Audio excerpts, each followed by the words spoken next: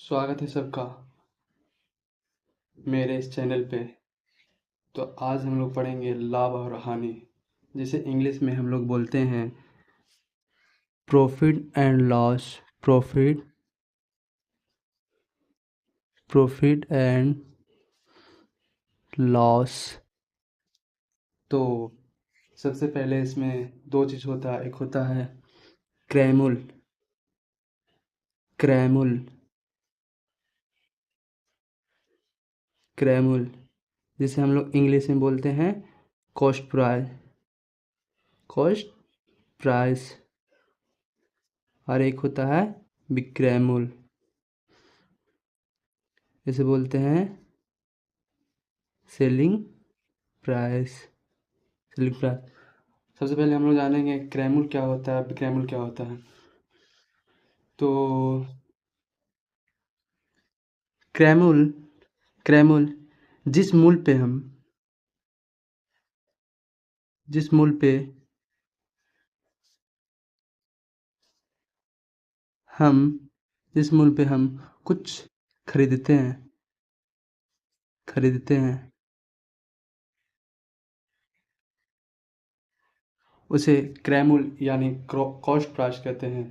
दूसरा विक्रैमुल विक्रैमुल हो जाएगा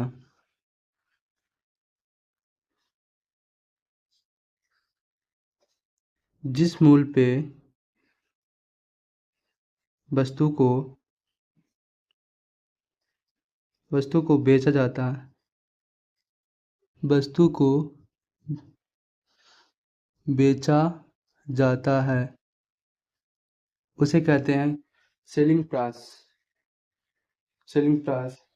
और इसमें दो टर्म और होते हैं। एक एक तो होती है लाभ और एक होती है हानि। लाभ यानी कि प्रॉफिट और हानि यानी कि लॉस। ठीक है। तो लाभ कब होती है और हानि कब होता है। तो जब भी जब भी क्रैमुल क्रैमुल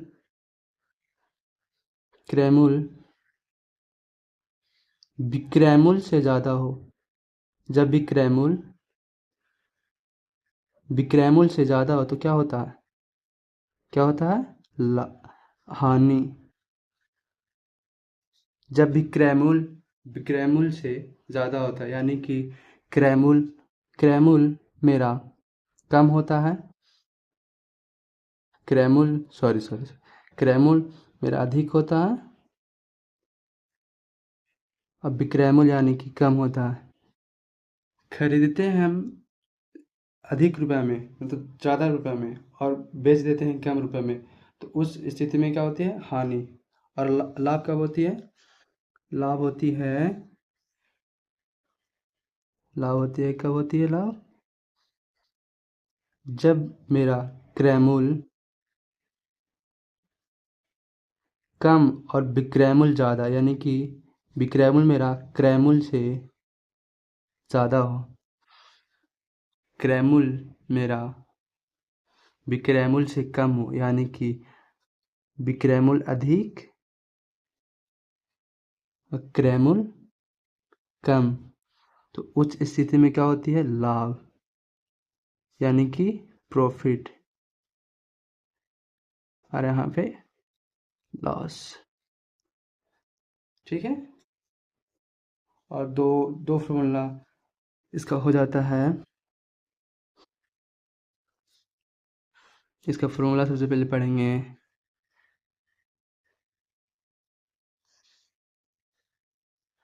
इसका फॉर्मूला होता है लाभ बराबर विक्रैमुल माइनस क्रैमुल, यानी कि प्रॉफिट को पी लिखेंगे और सेलिंग प्राइस को विक्रैमुल सेलिंग प्राइस को एस पी लिखेंगे और क्रैमुल को सी पी लिखेंगे। ये हो गया लाभ का फॉर्मूला। और आगे है हानि। हानि हानि बराबर क्या होता है क्रैमुल माइनस विक्रयमूल्य, हानि यानी लॉस, लॉस को एल लिखेंगे और क्रयमूल्य को सिप्पी, क्रयमूल्य को सिप्पी कॉस्ट प्राइस, और विक्रयमूल्य यानी सेलिंग प्राइस, सेलिंग प्राइस को एसपी। और इसका लाभ परसेंट भी निकालना पड़ता है, कोई कोई क्वेश्चन में पूछता है लाभ परसेंट 100%, तो लाभ प्रतिशत बराबर लाभ बटा क्रयमूल्य गुना 100, ठीक है। और हानि प्रतिशत बराबर हानि बटा क्रयमूल्य गुना 100। एक बार फिर से देख लेंगे, ऊपर से लेके नीचे तक, ऊपर से लेके नीचे तक फिर देख लेंगे। इसमें होती है पहले क्रयमूल्य, जिसे बोलते हैं इंग्लिश में कॉस्ट प्राइस। जिस मूल्य पे हम कुछ वस्तु खरीद के लाते हैं उसे क्रयमूल्य कहते हैं, यानी कॉस्ट प्राइस। विक्रयमूल्य, विक्रयमूल्य यानी सेलिंग प्राइस, इंग्लिश में क्या बोलते हैं इसको, सेलिंग प्राइस। यानी कि जिस मूल्य पे हम वस्तु को बेचते हैं या बेचा जाता है उसे सेलिंग प्राइस यानी कि विक्रयमूल्य कहते हैं, ठीक है। तो इसमें जब भी होती है तो लाभ या हानि, तो लाभ कब होगा, हानि कब होगा, ये समझना पहले बहुत ज़रूरी है। तो लाभ कब होती है, लाभ होती है जब विक्रयमूल्य मेरा अधिक हो और क्रयमूल्य मेरा कम हो।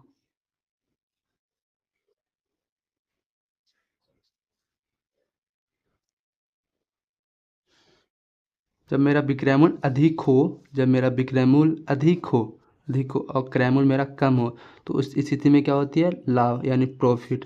और जब मेरा विक्रयमूल्य कम हो और क्रयमूल्य अधिक हो तो हानि होती है। क्रयमूल्य अधिक और विक्रयमूल्य कम यानी कि हानि हो गई। यानी कोई वस्तु को हम 5 में खरीदे थे, 5 में खरीदे थे, कॉस्ट 5 था, और बेचे इसको कम में, बेचे हम 2 में, यानी कि ये ज़्यादा है और ये कम, तो हो जाएगी हमें हानि।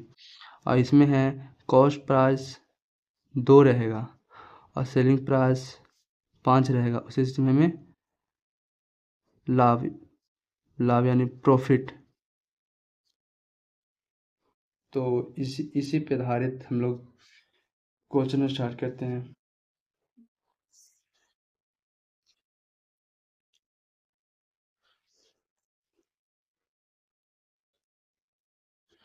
ये रहा प्रॉफिट एंड लॉस का पहला क्वेश्चन। बोला अरुण ने 800 रुपये में एक साइकिल खरीदी और 920 रुपये में बेच दिया, तो उसका लाभ या हानि प्रतिशत ज्ञात करें। सबसे पहले लिखेंगे इसमें ये 800 क्या है और ये 900 क्या है, ठीक है।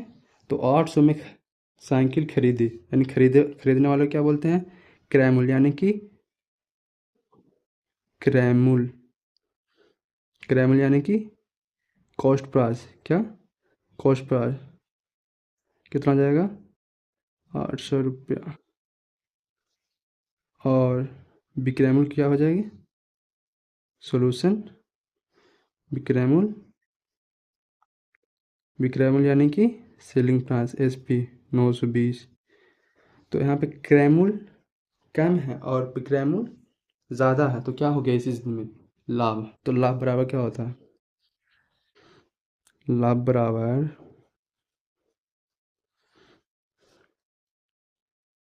विक्रयमूल्य माइनस क्रयमूल्य। विक्रयमूल्य कितना है, कितना दिया हुआ विक्रयमूल्य, यहाँ पे देख रहे हैं कि 920 दिया हुआ, विक्रयमूल्य कितना है 920, माइनस माइनस दिया हुआ तो माइनस दे दिए।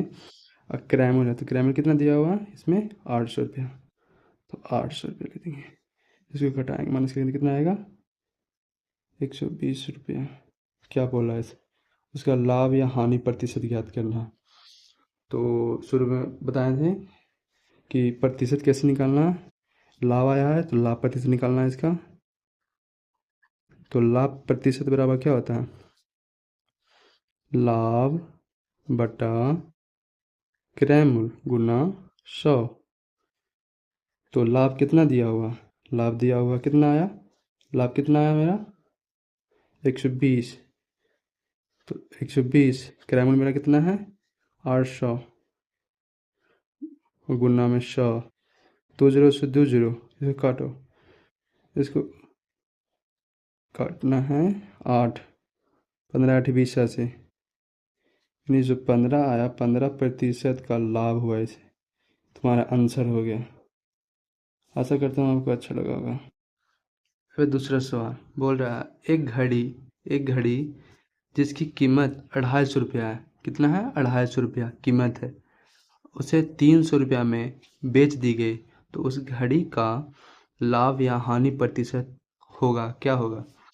तो पहले इसमें देखना है ये क्या है 250 रुपये में एक घड़ी जिसकी कीमत 250 रुपया यानी कि उसे खरीद कर लाया गया है कितना में 250 रुपया यानी कि क्रय मूल्य कितना दिया हुआ है 250 रुपया कॉस्ट प्राइस इंग्लिश में कॉस्ट प्राइस।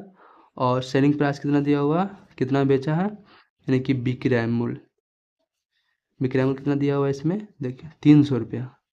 कितना 300 रुपया विक्रय मूल्य यानी कि SP सेलिंग प्राइस। तो यहाँ पे खरीदा कम में अब बेच दिया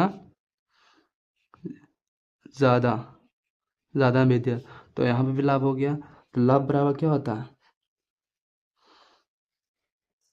लाभ बराबर विक्रय मूल्य माइनस क्रय मूल्य कितना दिया हुआ है विक्रय मूल्य 300 दिया हुआ है 300 माइनस दिया हुआ तो माइनस देंगे। क्रय मूल्य कितना दिया हुआ 250, इसको घटाएंगे कितना आएगा 50 रुपया का इसको लाभ हुआ। तो क्या बोल रहा प्रश्न में, तो उस घड़ी का लाभ या हानि प्रतिशत सिर्फ बोलता है लाभ या हानि याद करें तो इतना ही ठीक था, मगर बोल रहा है उस घड़ी का लाभ या हानि प्रतिशत क्या होगा, प्रतिशत में कर रहा है तो इसका लाभ प्रतिशत निकालना है। तो लाभ प्रतिशत बराबर लाभ बटा क्रय मूल्य गुना 100, यही ना फॉर्मूला था शुरू में पढ़े थे यही। तो लाभ कितना हुआ कितना रुपए का लाभ हुआ 50 रुपए का। क्रय मूल्य कितना दिया हुआ है 250, यह है ना क्रय मूल्य मेरा 250 और गुना में क्या है 100।